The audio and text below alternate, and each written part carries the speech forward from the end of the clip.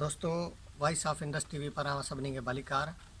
अस इन वक्त voice of Indus TV team बीठा आहियूं मियाँ जा कुबा ते के मियाँ नूर मोहम्मद कुबा मियाँ नूर मोहम्मद के नाले से मशहूर हैं।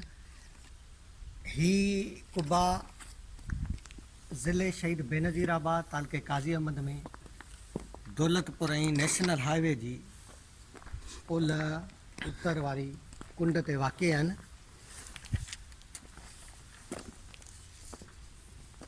मियाँ नूर मोहम्मद कलोड़े जा कुबा 4 एकड़नि ते पखड़ियल सिंध जो तारीख़ी माग आहिनि, जंहिंसां सिंध जी सियासी, दिफ़ाई, सक़ाफ़ती, मुआशी ऐं अमली तरक़ीअ जा केतिरा ई शानदार बाब सलाड़ियल आहिनि। मियाँ नूर मोहम्मद कलोड़े जा कुबा कंहिं दौर में हिकु आबाद शहर हुयो ऐं मियाँ नूर मोहम्मद कलोड़े जो तख़्तगाह हो, जंहिंखे मोहम्मद आबाद जे नाले सां सॾियो वियो। असां जीअं त हिन वक़्तु मियाँ नूर मोहम्मद कुबनि ते ई बीठा आहियूं। हिन शहर जे हवाले सां त केतिरियूं ई ॻाल्हियूं असांजे साम्हूं अचनि थियूं पियूं। रही हिकिड़ो शहर हुयो जेको मियाँ नूर मोहम्मद जो तख़्तगाह बि हुयो, पर हिते हिकिड़ी ॻाल्हि सम्झ में कोन थी अचे त हीउ शहर फिटो कीअं, हिन शहर जे फिटण जा सबब कहिड़ा आहिनि। इन बाबति असांखे के बि मुस्तनद रवायतूं मिली कोन सघियूं आहिनि। इहो बि थी सघे थो त दरिया जे करे दरिया मुख़्तलिफ़ वक़्तनि में पंहिंजा वहकिरा मटाया आहिनि, त उन्हनि दरिया जे वहकिरनि जे मटिजण जे करे दरिया पाइणु शुरू कयो हुजे, शहर खंडर बणिजी वियो हुजे। पर हिन तव्हांजे साम्हूं ई मुक़बरो आहे, हिन खे तव्हां ॾिसी वठो त हिन जी जेका अॾावत थियल आहे, हिन में जेके सिरूं इस्तेमालु थियल आहिनि, हिन में जेका मिटी इस्तेमालु थियल आहे, त हीउ केॾो शाहकार कमु थियल आहे, केॾी कमाल कारीगरी हिन में आहे। पर अफ़सोस इन ॻाल्हि जो आहे त हिते को बि धणी साईं कोन्हे, को कंहिं बि सरकार जी का बि हिन पासे ध्यानु नथो वञे, का बि वायर नथी कई वञे, न हिननि ते का मरमत जो कॾहिं कमु थियो आहे।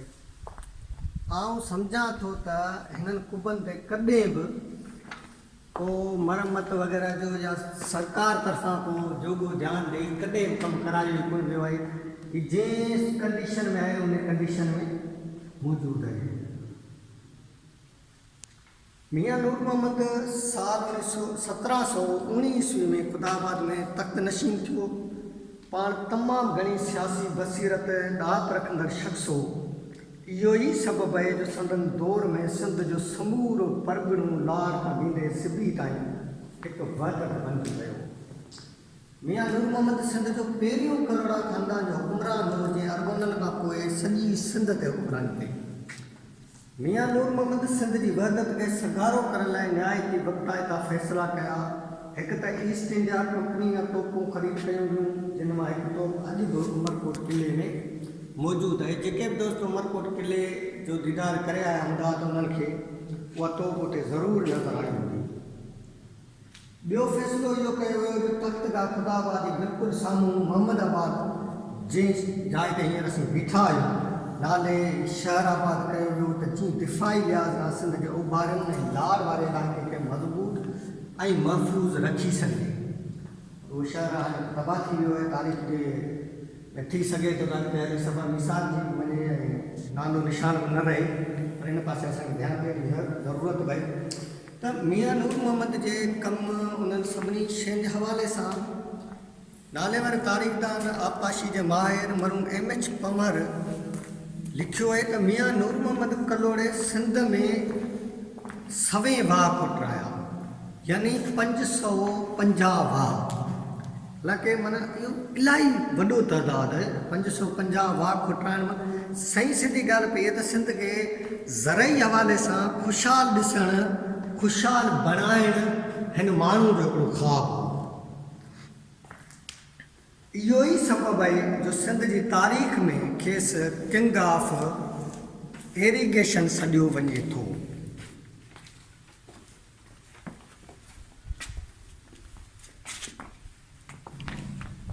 त सिंध जे हिन निहायती हकारे हुकुमरान मियाँ नूर मोहम्मद 9 डिसंबर 1753 ईस्वी ते जैसलमेर वटि वफ़ात कई। वसियत मूजिबि खेसि मौजूदा जाइ ते जंहिं कुबे वटि असां बीठा आहियूं, जंहिंजो असां हींअर मुआइनो पिया करियूं, उन में दफ़नायो वियो अहिड़ीअ तरह मोहम्मदाबाद तख़्त गाह बदिलजी मदफ़न गाह बणिजी वियो। उन खां पोइ वरी हाला भरिसां ख़ुदाबाद सालिस खे कलोड़नि जो तख़्त गाह बणायो वियो। क़बर मथां कुबो संत वॾे पुटु मोहम्मद मुरादियाब ख़ान अॾायो हुयो। हिन कुबे जी डिज़ाइन ठटे जे मशहूरु कारीगर उस्ताद अबू बकर ठाही। मुक़बरे ते काशी ऐं गुलकारीअ जो कमु संदसि 5 नंबर पुटु मियां ग़ुलाम शाह कलोड़े साल 1783 ईस्वी में करायो हो। कुबे जे अंदरि मियां साहिब जी क़बर आहे। उनखां सवाइ हिकु ॿी नंढी क़बर पिणु आहे जेका संदसि पोटे मियां अली मुराद जी आहे। मियां नूर मोहम्मद जो मुक़बरो हिकु ऊचे प्लेटफॉर्म ते ठहियलु आहे। 8 कुंडी शिकल वारो हीउ मुक़बरो चौरस 14 ॾई 45 चौरस मीटर वेकिरो, जॾहिं हुनजी ऊचाई 18 मीटर आहे। तव्हां सभई हिनखे गौर सां ॾिसंदो तव्हांखे हिन जी ऊचाई, हिन जी वेकर, सॼो अंदाज़ो तव्हां हिन वीडियो मां बि करे सघो था पिया। मुक़बरे खे ॿाहिरां पक्सरी भित ॾिनल आहे। हिन मुक़बरे खे ओभारे पासे खां हिकु लंग जो दरवाज़ो आहे जंहिंजे मथां हिकु गुंबज़ी ठहियलु आहे। इहो मेहराबी दरवाज़ो आहे जंहिं ते उकुर सां ख़ताती थियलु आहे। क़ुरान पाक जी आयतुनि, कलमे पाक ऐं आयतल कुर्सी जी उकर दरवाज़े ते कंहिं वक़्त में नज़र ईंदी हुई। हाणे त बसि निशान ई वञी बचिया आहिनि जेके घणो गौर करण खां पोइ थोरो थोरो महसूसु करे सघिजे थो। उनखां सवाइ दरवाज़े ते गुलनि ॿूटनि जी उकर बि कराई वई। मुक़बरे जे ॿाहिरीं दीवारनि खे पथर जे बिलाकनि सां मज़बूत कयो वियो हो। उन्हनि बिलाकनि में न रुॻो सुहिणी गुलकारी कई वई हुई, पर उन्हनि ते फारसी शहरनि जी उकुर बि कराई वई हुई। इहे सभु ॻाल्हियूं असां मक़ामी माण्हुनि खां ॿुधियूं आहिनि, मक़ामी माण्हुनि जूं इहे रवायतूं आहिनि। बाक़ी हाणे नज़र त कुझु कोन पियो थो अचे। हाणे तव्हां थोरो रुॻो साम्हूं ॾिसो, ही ख़बर आहिनि। इहे इन्हनि ख़बरनि जे विच में केतिरियूं ई क़बरूं आहिनि। ही कुझु क़बरूं जेके विसारजी वियूं आहिनि, हिननि खे जेको सिम कलर खाई वई आहे। इहो सॼो वॾो क़ब्रस्तान आहे। कलोड़ा दौर जो क़ब्रस्तान आहे, कलोड़ा हुकुमरानी दौर जो क़ब्रस्तान आहे। हाणे हिन में का शइ नज़र असांखे अहिड़ी नथी अचे त इन्हनि ते सख़्तु ज़रूरत आहे। हाणे हिनखे पहिरियां माना जेको मियां जा कुबा जेके आहिनि, इन्हनि जे चौतरफ़ ई पहिरियां जेका दीवार हुई, हाणे उहा दीवार जेका आहे सिम कलर हुनखे खाए छॾी आहे। यकीन हिन में जेके सुरूं लॻल आहिनि उहे माण्हुनि मक़ामी माण्हुनि खयूं बि हूंदियूं। हाणे कुझु बि नज़र नथो अचे। उन्हनि सभिनी शयुनि जे बावजूदि वरी बि जेकॾहिं असां हिननि कुबनि तरफ़ ध्यानु ॾियूं था, उन कुबनि जी जेका ओसारी आहे, उन्हनि ते जेको कमु थियलु आहे उहो वरी बि काराइतो आहे, कारमंद आहे ऐं ॾाढो सगारो कमु थियलु आहे ऐं सुहिणो कमु थियलु आहे। हिन ते थोरी जेकॾहिं रिपेयरिंग कई वञे, थोरो ध्यानु ॾींदा त मुंहिंजे ख़्याल में हिनखे वरी बि सिंध जो हिकिड़ो शाहकार बणाए सघिजे थो। कलोड़ा दौर जे ॿियनि समूरनि अदावतनि वांगुरु हीउ मुक़बरो बि पकियुनि सिरनि मथां गिच, गारो, चिरुली ऐं पथर जूं स्लैबूं कत बांधियूं वियूं आहिनि। मुक़बरे जे अंदरी गोलाई छित कमाल कारीगरीअ सां ठाही वई आहे, जंहिं ते गुलकारीअ जा मुख़्तलिफ़ नमूना वणंदड़ आहिनि। उन छित जी डिज़ाइन ख़ुदाबाद वारी मस्जिद जी छित, मियां यारमंद कलोड़े जे मुक़बरे जी छित ऐं लाड़काणे में मौजूदु शाह बिहारे जे मुक़बरे जी छित सां घणी हिकजहिड़ाई रखे थी। मुक़बरे जे ॿाहिरां अगर ते 1.5 फुटनि सन्हनि पकियुनि सिरनि वारियूं कुझु क़बरूं बि मौजूदु आहिनि, जेके तव्हांखे हिन वीडियो में बि नज़र अची रहियूं आहिनि, जिन लाइ चयो वञे थो त उहे मियां साहिब जे कुझु घर भातियुनि ऐं मिटनि माइटनि जूं आहिनि। मुक़बरे जी छित ते चढ़ण लाइ हिकु सोढ़ी ॾाकण पिणु ठाही वई हुई। मथे वरी मुख़्तलिफ़ डिज़ाइन वारियूं गुंबज़ूं पिणु अॾायूं वियूं हुयूं, जिन में अछो चुनूं कत बांधो वियो हो। पर हाणे त इहे सभु ॻाल्हियूं किताबुनि में पढ़ण जी रहिजी वियूं आहिनि। हिन मुक़बरे जे ॿाहिरां कची मस्जिद पिणु ठहियलु हुई, जेका हिन वक़्तु सिर्फ़ु खंडर ई वञी बची आहे। खंडर ई ॿुधाइनि था त कंहिं दौर में ही मस्जिद पंहिंजी सूंह में सभिनी खां सरस हूंदी।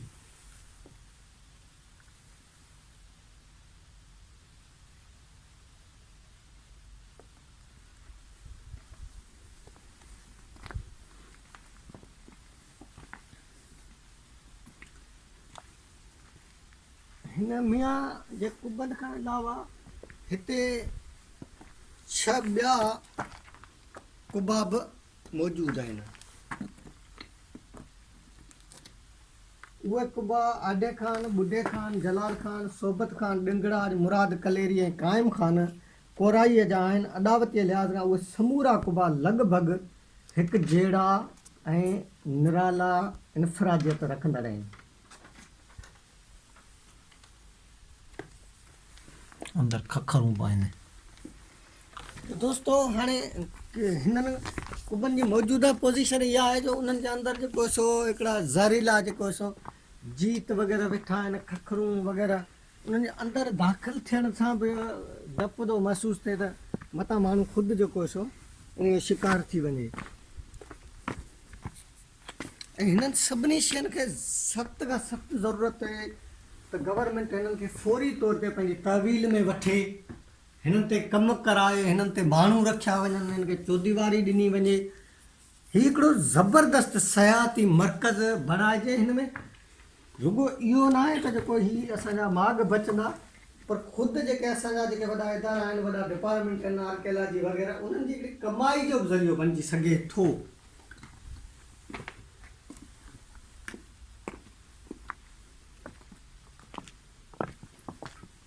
दुनिया सॼी में हिननि शयुनि जी केतिरी अहमियत आहे। हिननि शयुनि जे लाइ वॾा वॾा इदारा क़ाइमु थियल आहिनि, वॾा वॾा डिपार्टमेंट आहिनि, उन्हनि ते कमु कराइनि था, उन्हनि ते जोॻो ध्यानु ॾिनो थो वञे, उन्हनि ते पंहिंजे उन ई अंदाज़ में वरितो थो वञे। पर अफ़सोस सिर्फ़ु इन ॻाल्हि जो आहे त हिते अहिड़ी का बि शइ असांखे नज़र कोन थी पई अचे।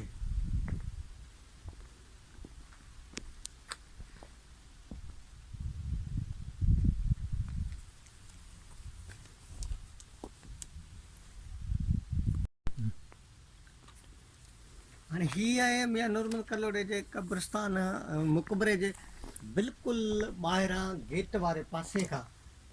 हिन जे अंदरि बि ॿ क़बरूं आहिनि। हाणे न को हिते तख़्ती लॻल आहे, न का पटी लॻल आहे, न ई वरी को जेको सो संग बुनियाद जो को पथर लॻल आहे जो ख़बर पए त हीअ आहे कंहिंजो मुक़बरो। पर लाज़मी ज़ाहिर ॻाल्हि पई त जंहिं तरह सां हीअ ठहियलु आहे त इन मां अंदाज़ो करे सघिजे थो त हीअ बि उन दौर जेको वॾो माण्हू हूंदो यकीनन, या कलोड़नि जो को ख़ासि माण्हू हूंदो, या वरी जिन माण्हुनि जे लाइ जेके असांखे तारीख़ में जेके मिलनि था, जेके छह हिन मुक़बरनि जो जेको ज़िक्र असांखे मिले थो, आडे ख़ान, बुड्ढे ख़ान, जलाल ख़ान, सोबत ख़ान, डिंगराज, मुराद कलेरी, क़ाइम ख़ान कोराई आहिनि, त उन्हनि मंझां ई हीअ कंहिं हिकिड़े जो आहे। हाणे वरी पाण जेको साम्हूं हलूं था त साम्हूं साम्हूं बिल्कुलु हीअ जेको ॿियो मुक़बरो असांखे नज़र अचे थो पियो, इहो बि साॻी कंडीशन में, साॻी पोज़ीशन में ठहियलु आहे। पर मजमूई तौर ते तव्हां हिननि मुक़बरनि खे ॾिसो, हिननि क़बरनि खे ॾिसो, सभिनी जी पोज़ीशन ॾाढी ख़राबु आहे। सिरूं भुरी वियूं आहिनि, सिम कलर हिननि खे खाए वई आहे। हिम जेके कुबा आहिनि सभु हंधा हंधा जेके हाणे हिननि जा पलस्तर बि लही विया आहिनि, चिथड़ लही विया आहिनि।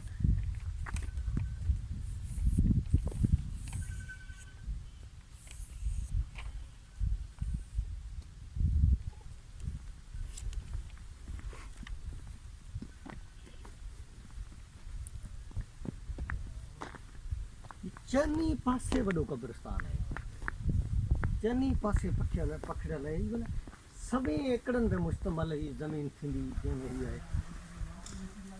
हाणे हीअ जंहिं जाइ ते असीं बीठा आहियूं त हिन जे अंदरि बि हिकिड़ी क़बर आहे, ऐं हिन जो बि जेको अंदरियो जेको हिसो आहे, हिन जो बि जेको महिराबी जेको ठहियलु आहे, ऐं मथां खां जेको छित वारो सॼो उहो आहे, हुनजी जेका नक्शनि मां महसूसु थिए थो हिन ते बि गुलकारी वग़ैरह थियल हुई।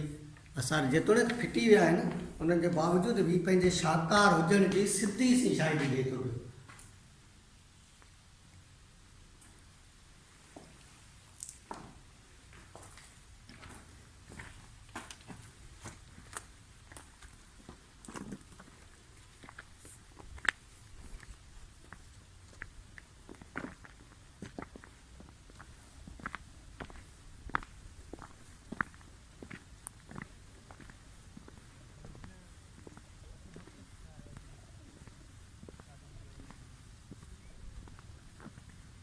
हीअ जेको हीअं तीअं असां वञूं था पिया, हीअ बि जेको हुनजे ई कुबे जे जेको भरिसां खां आहे, हिन जे ॿाहिरां खां बि ही वॾियूं जेको सो चौकंडी वारे क़बरनि जहिड़ियूं क़बरूं मौजूदु आहिनि ऐं हिननि ते सॼो सिम एतिरो चढ़ी वियो आहे जो इन जी सॼी जेका आहे सरनि जे मथां अछाण ई अछाण नज़र अचे थी पई, बाक़ी कुझु बि कोन बचियो। त हीअ बि उन दौर जा के उन सित जा के माण्हू हूंदा, कलोड़नि जा ख़ासि माण्हू बि थी सघनि था, कलोड़नि जा सिपह सालार बि थी सघनि था।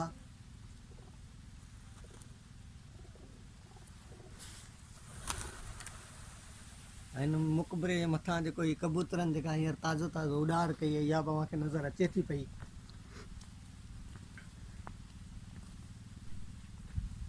हीअ बि हंधा हंधा उखड़ियो पियो आहे, सॼे जूं सिरूं ई बाक़ी नज़र अचनि थियूं, बाक़ी कुझु बि कोन बचियो आहे। ख़बर ई नथी पए त असांजा जेको इदारा आहिनि उहे इदारा जा कम लाइ कहिड़ो वेठा कनि, कहिड़े पासे उन्हनि जो ध्यानु आहे, कहिड़ियुनि शयुनि ते उन्हनि जी तामीराती ऐं तरक़ियाती कमु हले पियो। हिननि जी त कंडीशन ॾाढी ख़राबु आहे।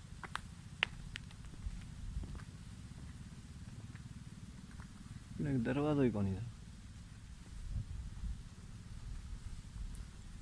हिन कुबे जी त दरवाज़े वारी जाइ जेका आहे उहा बि नज़र कोन थी अचे। शायदि हितां खां ही जेको सुरंग नज़र अचे थो पियो इहो ई आहे जेको हाणे लटजी बंदि थी वियो आहे। हिन जी बि वाज़ह ख़बर नथी पए त हीअ सुरंग नमा छाजे लाइ ठाहियल आहे।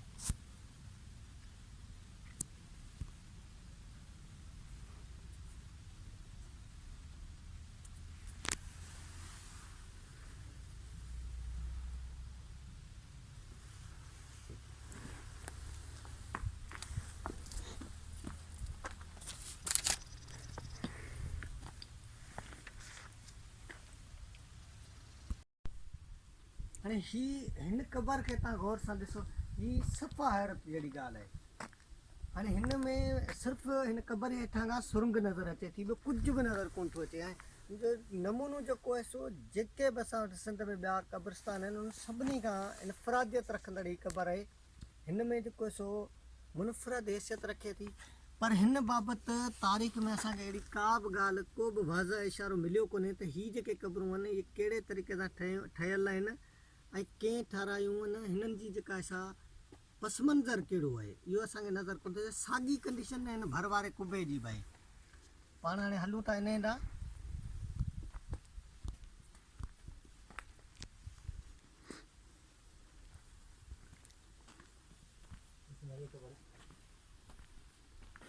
हिन कुबे में ते हाणे पाण बीठा आहियूं हींअर, हिन जे चइनी पासनि खां असां घुमी आया आहियूं। ऐं तव्हां वीडियो में ॾिठो हूंदो हिन कुबे सॼे में किथे बि दरवाज़ो कोन्हे को। हीअ हिकिड़ी सुरंग आहे, इन सुरंग जो माना कहिड़ो मक़सदु आहे। हा, ईअं बि चई सघिजे थो त हीअ जेका सुरंग आहे हितां खां ई जेको हिनखे पहिरीं जेका हिन हेठां क़बर आहे उनखे ईअं ई सिधी रीति जेको मथे कुबो जेको सो खयूं वियो आहे, उन क़बर जे मथां खां ई खयूं वियो आहे।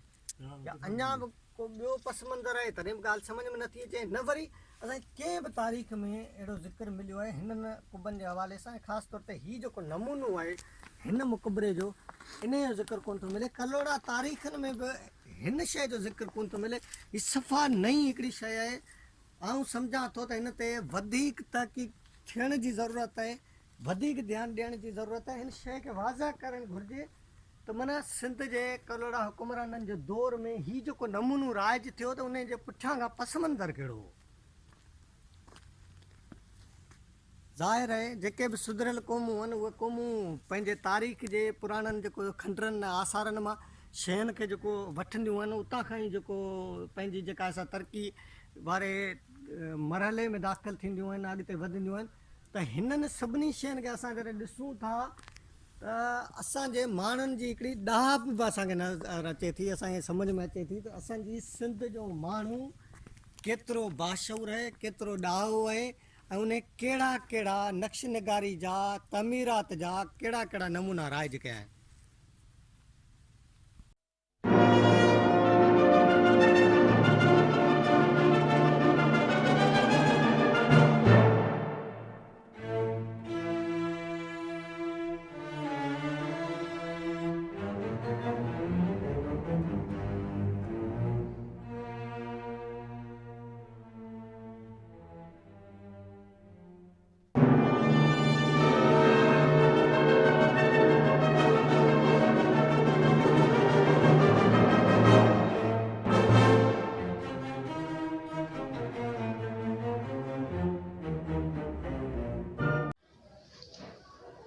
कलोड़ा हुक्मरान जेके असांजे सिंध जा माना मिसाली हुक्मरान थी रहिया आहिनि ऐं सिंध उन दौर में ज़रई मुल्क तौर ते तमामु हिकिड़ी वॾी तरक़ी कई पाणी जा वसीला ख़ासि तौर ते मियां ग़ुलाम शाह कलोड़ जे दौर में हीउ जेको असांजो सॼो साहती या मिसाल ख़ुदाबाद खां वठी सेवण खां इहे जेके इलाइक़ा असांजा रहिया आहिनि त ज़रई लिहाज़ खां तमामु ॾाढा डेवलप रहिया आहिनि ऐं वापारी लिहाज़ खां बि ऐं कलोड़नि जो जेको तख़्तगाह थी रहियो हीउ दौलतपुर जे भरिसां जेके मियां याक़ूबा सजनि था इहो तख़्तगाह हो ऐं अॼु हुते उन्हनि हुक्मराननि जूं जेके क़बरूं या मुक़बरा आहिनि यकीनी तौर ते उन्हनि जी जेका मालिकी थियणु खपे उहा असांजे कंहिं बि हुकूमत जे जेके आहिनि इदारा उन्हनि जी तरफ़ां सॼी सिंध सां वेधंदी आहे।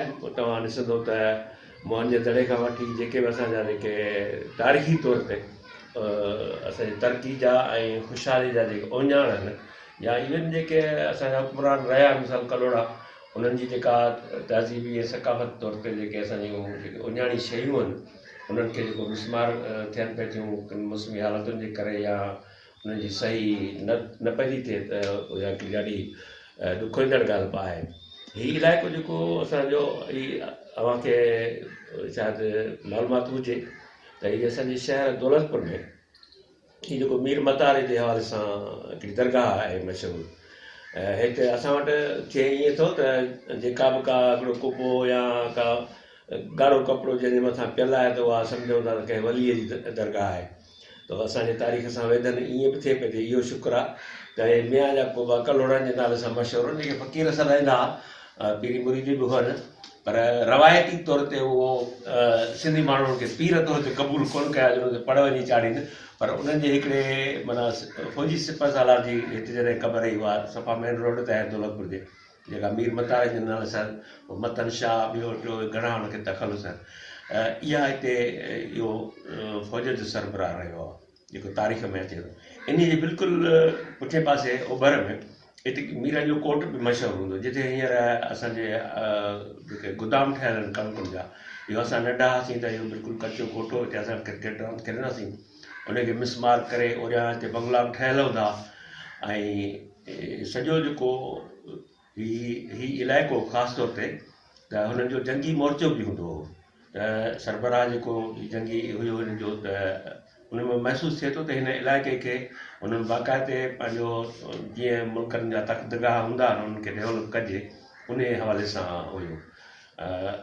असांजा मिसाल काफ़ी अदीब दोस्त शाइर जेके मुहक़िक़ आहिनि उहे ॿ टे दफ़ा मियां हुकूमत ते सेमिनार बि थी चुका आहिनि पोइ वक़्त जा के माण्हू आया बि आहिनि उन्हनि ते पर जॾहिं तव्हां उन्हनि जी हालति ॾिठी हूंदी त उहे सेमिनार में जेतिरा पैसा ख़र्च थिया ऐं उन्हनि जो जेको लाभ मिलणु खपे उहो त पंजाह ते पर जेकॾहिं एतिरो कुझु थिए हा त इहे असांजी जेके तारीख़ी शयूं आहिनि त हिकिड़ो ॾाढो सयाहती मर्कज़ बि थी सघनि थियूं।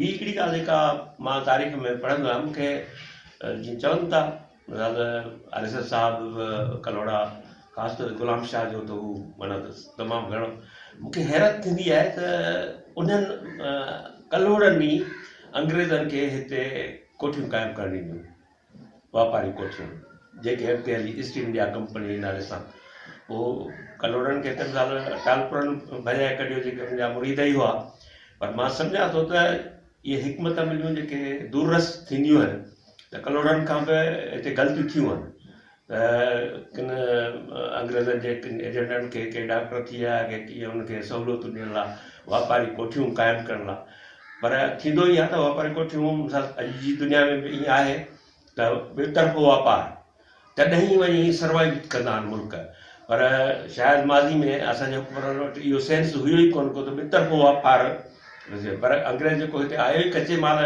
ढोइण लाइ हो त हिननि जे हुकूमरान शायदि एतिरो माना हुनजी ईअं खे चइजे इक़्तिसादी जेका सघ आहे या रॉ मटीरियल जेको आहे या बरतानिया जी जेके हिकमत उन्हनि ते एतिरी गहरी नज़र न हुई शायदि जंहिंजे करे ई हुननि इहो ॿितरफ़ी वापार जो तसवुर ई हुननि वटि कोन हो यकतरफ़ो माना हिकु तरफ़ो हुननि खे पंहिंजे वसीला जी फुल जा मौक़िया वापारी कोठियुनि जे हवाले सां ॾिना जेका नतीजा अॻिते हली निकिता त सिंध सां गॾु सॼो बरसरी अंग्रेज़नि जे कंट्रोल में अची वियो।